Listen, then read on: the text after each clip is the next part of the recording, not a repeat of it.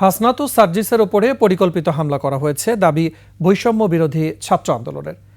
দেশকে অস্থিতিশীল করতে ভারতের নিয়োজিত দেশবিরোধী শক্তি ষড়যন্ত্র করছে, বিশেষ এজেন্ডা বাস্তবায়ন করছে ইসকন, এমন মন্তব্য করেছেন কেন্দ্রীয় সমন্বয়করা। যে কোনো মূল্যে শিক্ষার্থীদের ঐক্যবদ্ধ থাকার আহ্বান বৈষম্য বিরোধী ছাত্র আন্দোলনের। মানিক শিকদারের রিপোর্ট। ইসকনের নেতা চিন্ময় কৃষ্ণ দাস ব্রহ্মচারীকে গ্রেফতার ও এক আইনজীবী হত্যার পর সারা দেশে নতুন করে উত্তেজনা সৃষ্টি হয়েছে। নিহত আইনজীবী সাইফুল ইসলাম আলিফের জানাজা ও কবর জিয়ারত শেষে ফেরার পথে চট্টগ্রামে বৈষম্য বিরোধী ছাত্র আন্দোলনের নেতা হাসনাত ও সার্জিসের গাড়িবহর দুর্ঘটনার কবলে পড়ে। অভিযোগ করা হয় হত্যার উদ্দেশ্যে ট্রাক দিয়ে হামলা চালানো হয়েছে। রাত পেরিয়ে সকালে ঢাকা ফিরলে আবারও আরেকটি ট্রাক তাদের গাড়িতে ধাক্কা দেয়। আইনজীবী হত্যা ও সার্জিস হাসনাতকে হত্যার চেষ্টা একই সূত্রে গাঁথা বলে মনে করছে বৈষম্য বিরোধী ছাত্র আন্দোলন।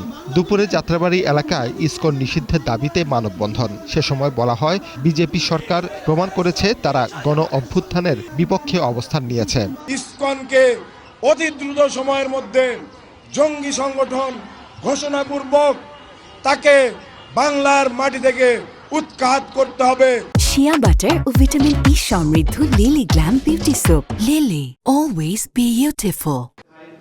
দুপুরে ছাত্র সংহতি সপ্তাহ উপলক্ষে ঢাকা কলেজের মতবিনিময়ে বলা হয়, ভারত চায় না বাংলাদেশ ঐক্যবদ্ধ থাকুক। সকালবেলা আবার রওনা হয়েছে, যাত্রাবাড়ি ব্রিজের উপর আবার আরেকটি ট্রাক হাসনাতুল্লাহ গাড়িতে আক্রমণ করেছে। আমাদেরকে জানানো হয়েছে আপনারা কয়েকজন মূল মেইন টার্গেটে আছেন, আপনাদেরকে সরিয়ে দেওয়া হবে।